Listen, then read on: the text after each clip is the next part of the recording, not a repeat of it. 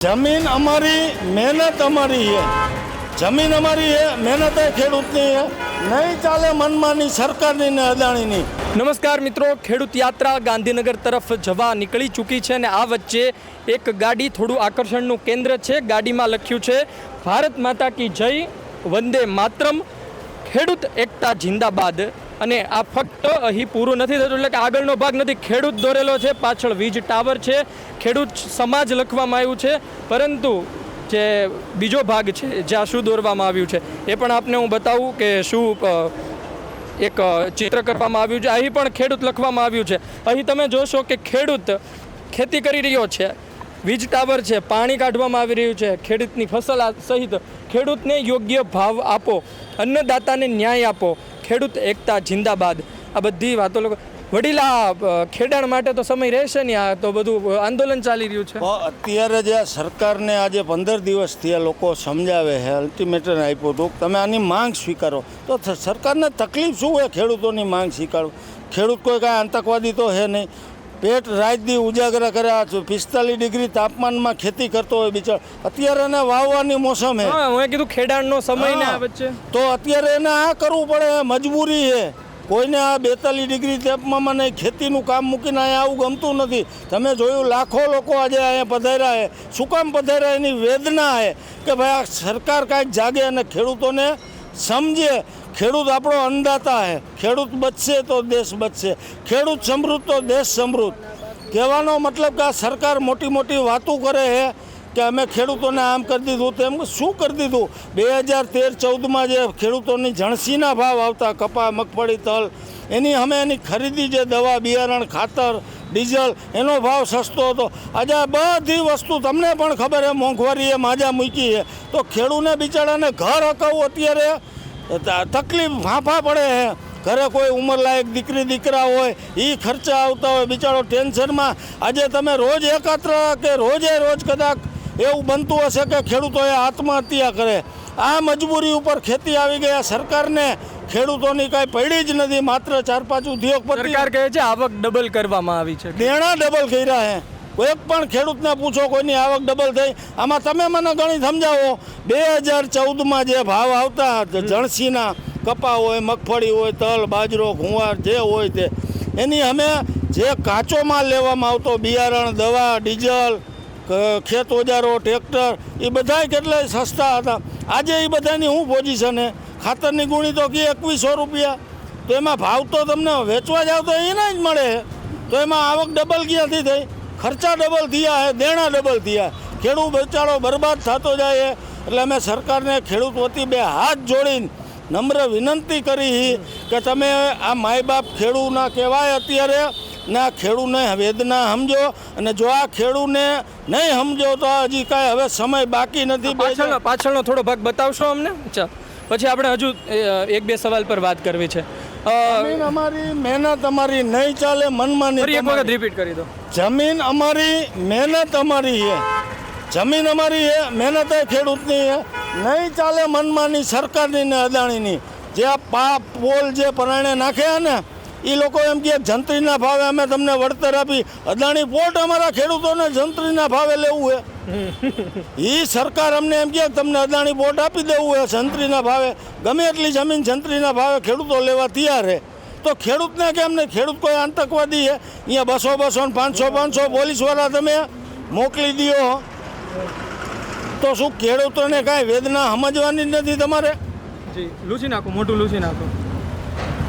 અતિ મહત્ત્વની વાત એ છે કે આ જે વડીલ છે, વડીલ એ પોતે આંદોલન માટે આવ્યા છે, પણ આ તડકો જુઓ તમે, તડકો જગતનો તાત છે, એના મોઢેથી પરસેવો નીકળી રહ્યો છે। ગાડીમાં આખું ખેડૂતનું વર્ણન કરીને આવ્યો છે અને ખેડૂતની પીડા એ પોતે વ્યક્ત કરી રહ્યા છે। 1-2 વાત એ જણાવો કે જે જંત્રીના ભાવની વાત હોય, આંદોલનની વાત હોય, તો 2017 પછી આ શરૂ થઈ ગયું। ઘણી જગ્યાએ તો વીજપોલ નખાઈ ચૂક્યા છે ને ઘણી જગ્યાએ હજુ પણ નખાવાના છે, કારણ બહુ મોટો પ્રોજેક્ટ ગણવામાં આવે છે। તમે ગાંધીનગર તરફ કૂચ કરી રહ્યા છો ને તમારી લડાઈ ખૂબ મોટી કંપની સાથે છે, તમને કેટલો જુસ્સો છે કે જીત મળશે આમાં? 1828માં સરદાર વલ્લભભાઈ પટેલે ખેડૂતો માટે સત્યાગ્રહ કર્યું હતું। ખેડૂત શાંતિપ્રિય માણસ છે, શાંતિથી આનું જ્યાં લગી નિવારણ નહીં આવે ત્યાં સુધી અમારી માંગ અડગ રહેશે કે અમને ન્યાય આપો। બારડોલી ખેડા સત્યાગ્રહ જેવા તમે માહોલ જોવો છો અત્યારે એવો છે? તમે પણ આપ જોઈને આવ્યા હશો, લોકોની ભીડ જોવો. આમાં કાંઈ કોઈને પૈસા દઈને તો લાગતું નથી. ભાજપવાળાની સભા હોય તો લોકો ભાડું દે, બસ મોકલે, ત્યાં બસમાં ધરાર શરમે બે હારે ભાઈ હાલ આમાં તો એ કાંઈ છે નહીં. જે લોકો આવ્યા એ સ્વયંભૂ આવેલા પોતાની આત્મા બળતરા છે કે મારો ખેડૂત દુઃખી છે, ગુજરાતનો ખેડૂત દુઃખી છે, એટલે લોકો આવ્યા છે. આ ચાર પાયા ખોદે મોટા મોટા, એમાં સિમેન્ટ નાખે ને એમાં તેમાંય તે તમે બાગાયતી પાકને લઈને તો પછી સવાલ કે ખેતી કરી શકો કે ના કરી શકો એને લઈને, તો એ બાબતે તમે શું જુઓ છો? અરે એ લોકો ખાડા કરવા આવે ને તે અડધું ખેતર તો એમનો એના સાધનોની હાંકીને પતાવી દે. કપા વાવેલા હોય તો કાંઈ જોવાનું નહીં. મને એક વાત કહો કે જ્યારે જમીન સાથે એ પ્રકારનું થતું હોય, બીજા સાધનો જતા હોય, જમીનની ખરાબ પરિસ્થિતિ થતી હોય, એ તમે જોતા હોય, તમારો ઊભો પાક હોય એ ખરાબ થતો હોય, ત્યારે ખેડૂત તરીકે કેટલું દુઃખ થાય? દુઃખ એટલે આંખમાં આવુણ આવી જાય ને ખેડૂતોની, એવી પરિસ્થિતિ છે. અમારે અત્યારે હમણાં અહીંયા જેતપર ગામે છાવણી ચાલુ હોય, આજે 8 દિવસ થયા. 200 પોલીસવાળા મોકલે. ખેડૂત એના ખેતરમાં જવાનો હકદાર નથી. 200 પોલીસનું ધાડું હોય. લોકો રજૂઆત કરવા જાય તો સીધા ડિટેન કરવાના. 10 વર્ષના છોકરાને પણ ડિટેન કરેલો આપ મીડિયાના માધ્યમથી જોયેલું હશે. અને લોકો હાથબાર માગે, તમારું આધાર કાર્ડ આપો, તમારું હાથબાર આપો. પોલીસ તાળા તોડે નહીં એની જવાબદારી હોય. કોંઢ ગામે પોલીસવાળાએ તાળા તોડ્યા હતા. આ સરકાર પોલીસ તો ભાડે આપે છે એવું કહે છે. પોલીસને આ લોકો અદાણીવાળા ચાર્જ કરી દે એટલે એને આપે, ખેડૂતને નથી આપતા. ખેડૂતને આ લોકો કચરો સમજી ગયા હોય એવું લાગે. ખરીદી લે, ભાડે આપે તો લઈ લે. ખેડૂત ભાડે લેવા તૈયાર જ છે ને. કરશે ને પછી એના અમે સંઘર્ષ. અદાણીની જે પોલીસ આવે એની અમે અમારી પોલીસ એ બાદ છે ને. પૈસા અમે ચૂકવી. અમે લાલ બહાદુર શાસ્ત્રીએ એવું કીધું હતું કે જય જવાન જય કિસાન. આપણા દેશનો સૈનિક આપણો જવાન છે, પરંતુ જે વ્યક્તિ ગામમાં રહેતો હોય એની માટે સુરક્ષા તો પોલીસ કરે, આપણે એવું માનીએ. પરંતુ પોલીસ અને ખેડૂતો વચ્ચે ઘર્ષણનો માહોલ ઊભો થાય એ આ સમાજ માટે કેટલું હિતાવહ છે? પોલીસ મિત્રો ઘર્ષણ કરવા રાજી નથી. પણ એ બિચારા ચિઠ્ઠીના ચાકર છે. સરકારનો આદેશ હોય તો શું કરે? એ ગમે એમ તો ગવર્મેન્ટ જોબ એટલે એને ખેડૂત એમાં 80% પોલીસવાળા ખેડૂત હોય ને. જેમ કે ખેડૂતના દીકરા પણ પોલીસમાં છે, પોલીસના પિતાજી પણ ખેડૂત હોય શકે. એટલે એ ઘર્ષણ કરવા રાજી નથી. પણ એને થાય શું? એ ચિઠ્ઠીના ચાકર છે. સરકારનો આદેશ હોય, આઈજીપી એના આદેશ આવી દે કે ભાઈ તમારા અદાણીને હાચવવાના છે, તમે જે કરો એ નો છૂટકે બિચારાને અમારી યારે ઘર્ષણ કરે. અમે એને વિનંતી કરી, એ અમને વિનંતી કરે, પણ અમારી પીડા એ સમજે પણ રજૂ નથી કરી શકતા. છેલ્લો સવાલ પૂછી લો વડીલ, કે નેતાઓની એક ફરિયાદ રહી છે ખેડૂતો માટે ખોટું ના લગાડતા, કે ખેડૂતો છે ને એની માગ મૂકે છે, આંદોલન માટે આવે છે, પણ જ્યારે ચૂંટણી સમયે બતાવી દેવાનું હોય ત્યારે નાત જાત અને ધર્મના વાડામાં વહેંચાઈ જાય છે. આ વખતે એવું નહીં થાય. લોકો ખેડૂતમાં 18 વર્ણ આવી ગયા, દરેક સમાજ આવી ગયો, એમાં હિન્દુ, મુસ્લિમ, શીખ બધાએ આવી ગયા. આ વખતે એ નહીં થાય. આ લોકો આ વખતે દિલથી આગ લાગેલી છે. જેના કલેજા ઉપર ઘા લાગે ને જિંદગીમાં ભૂલતો નથી. નકા આટલા ખેડૂત શું કામ આવે? 100 કે 200 ખેડૂતના ખેતરમાં થાંભલા આવતા છે. હજી આ તો ચાલુ હોય આ લડાઈ. રિલાયન્સવાળાએ નોટિસો મોરબીમાં આપી દીધી કે અમારી લાઈન નીકળે. એ તો બાકી એ બાકી 27 સુધી આવું ના રહ્યો તો શું જો? સરકાર ટાણે સમજી ગઈ તો ઠીક છે, નકર ઘર ફેરી. ખેડૂત થઈને મતદાન કરશે લોકો. કોઈ પણ જોશે ને નાત જાત મારો તારો. કાંતિભાઈ અમૃતિયા અમારા મોરબીના મંત્રીશ્રી ઓળખો ને, એમના સગાભાઈ ખેડૂતના સમર્થનમાં છે, જેતપર ગામથી, કાળુભાઈ કરીને. એના ઇન્ટરવ્યુ પણ તમે સાંભળેલા છે.